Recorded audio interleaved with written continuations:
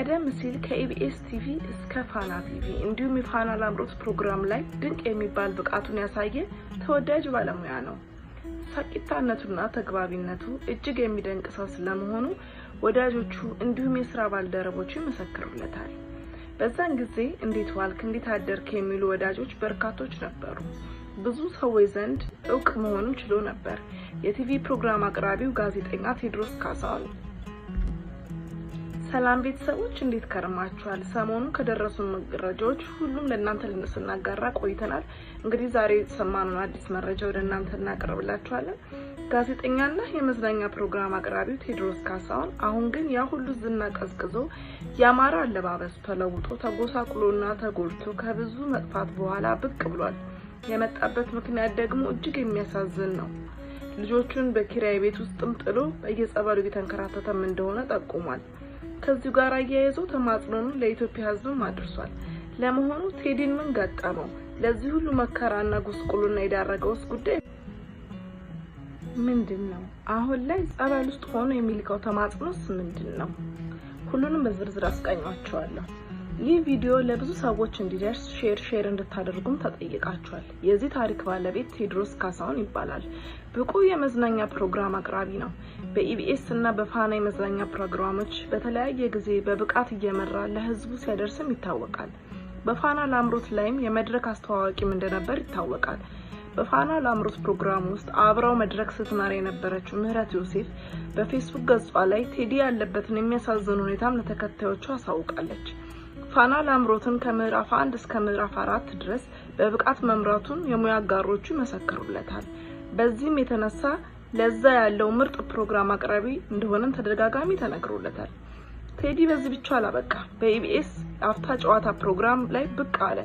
ድንቅ በሆነ መንገድ በማይረሳ መልኩ በማቅረብም የተጨበጨበለት የመድረክ መሪ መሆኑን አስመስክሯል። ከነዚህ ድንቅ ስራዎቹ በኋላ የራሱን የግል ስራ ለመስራት አንድ ጥሩ ሚዲያ ማቋቋምም ይፈልግ ነበር። አውጥቶ አውርዶ ካበቃ በኋላ በራሱ ቴደል ዩቲዩብ የተሰኘ ቀደም ብሎ የተከፈተ ማለት ነው ለነገት ሚዲያ ይሆንልኛል ብሎ በማሰብ በትንሹም ቢሆን የራሱ ሚዲያ ላይ መንቀሳቀስ ጀመረ። እንዲህ እያለ ቻናሉ ላይ የተለያዩ መጽሐፍቶችን እየተረከም ሰነበተ። መሄድ እንዳሰበውም በጥሩ እየተጓዘም ነበር። በዚህ ቻናል ላይ እስከ 200,000 በላይ ተከታዮች ማፍራትም ችሏል። ነገር ግን በቻናሉ ላይ ከ2 ዓመት ወዲህ የሚለቀቁ ቪዲዮዎች እየቀነሱ እይታቸውም እየቀዘቀዘ መጣ። ከዚህ በኋላ ግን ከስንት አንድ ጊዜ ብቅ በማለት በስተቀር ቴዲ ራሱ አብሮ መጥፋትም ጀመረ። በማህበራዊ ሚዲያ መጥፋቱን ተከትሎ ብዙ ሰዎች የት ሄደ ብለው ሲጠይቁም ነበር። ቻናሉ ላይም መስራት ማቆሙን ያዩ ሁሉ ስለሱ ማሰብን ጀመሩ። ያ ሳቂታ ዘናጭ ተጫዋች ትሁት የነበረው ወንድማችን ለካ ጭንቀት በሽታ ተይዞ ቆይቷል። ይህ ህመም በስራ ገበታው በመገደብ እጅግ ውጤታማ የሚሆንባቸውን ወቅትም አባክኖበታል። ከዚህ ህመም ለመለቀቅ ምን ማድረግ እንዳለበት ካሰበ በኋላ የነበረው አንድና አንድ አማራጭ በተለያዩ ገዳማትና አድባራት በመሄድ ከፈጣሪው ዘንድ በማጸን ብቻ እንደሆነ አሰበ። በዚህም በየጸበሉ የተንከራተተ እንደሚገኝም ገልጿል። ሰውነቱ ከስቶና ተጎሳቁሎ ከብዙ መጥፋት በኋላ ብቅ አለ። የመጣበት መንገድ ግን እጅግ ልብ ሰባሪና ቅስም ሰባሪ ነው። የሁለት ልጆች አባት መሆኑን ይናገራል። ልጆቹንም ከኪራይ ቤት ውስጥ ጥሏቸው ራሱን ለማስታመም ሆነ ከቦታ ቦታ እየተንከራተተ ብዙ ጊዜያትን አሳልፏል። በዚህም የተነሳ ከባድ ችግር ውስጥ በመግባቱ ተማጽኖን አድርሷል። መልእክቱም ይህ ነበር። ሰላም ወገኖች እንዴት ናችሁ? እንደሚታወቀው እኔ በተለያዩ የቲቪ ፕሮግራሞች ላይ በመሰራ ጊዜ የመንፈስ ጭንቀት ይይዘኝ ነበር። ለበርካታ ጊዜያት ፕሮግራሞችንም እያቋረጥኩ ወጣ ነበር። ከጊዜ ወደ ጊዜ ይተወኛል ስል እየባሰብኝ ሄደ። ራሴ ላይ እርምጃዎችን እንድወስድም ይገፋፋኝ ጀመር። ነገር ግን ራሴንም ልጆቼንም ልኖርላቸው ብዬ ጸበል ቦታ ገብቼ እየጠመቅኩ እገኛለሁ። አሁን ትንሽ ሻል ብሎኛል፣ ለውጥም አለኝ። ነገር ግን አሁን ላይ ስራ እያሰብኩ አይደለም። በመሆኑም ልጆቼ ትምህርት ቤት ክፍያና የቤት ኪራይ እንዲሁም ልዩ ልዩ ወጪዎች ለማውጣት ተቸግሬያለሁ። እንድትረዱኝም ወደ እናንተ መጣሁ። ያላችሁን ትንሽም ትልቅም ሳትሉ አግዙኝ በማለት የባንክ አካውንቱን አያይዞ በቪዲዮ ብቅ ብሏል።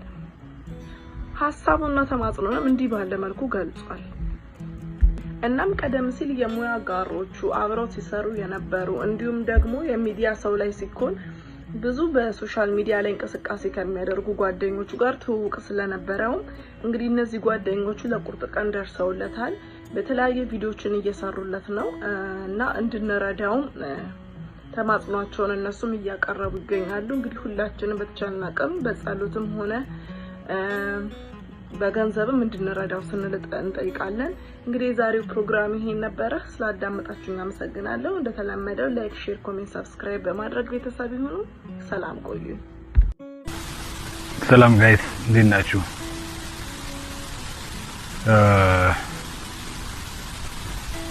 ሰላምታ ይድረሳችሁ በያላችሁበት። ለማታውቁኝ ቴዎድሮስ ካሳሁን እባላለሁ። የዚህ የቴዴል ቲዩብ ላይ የተለያዩ ስራዎችን እየሰራሁ ቆይቻለሁ። ከዚህ በፊት ደግሞ እንደምታውቁት በተለያዩ የቴሌቪዥን ቻናሎችም አንዳንድ ስራዎችን ለመስራት ሞካክሬያለሁ። ግን ያው በተለያየ ጊዜ I'm not okay guys, I'm not okay እና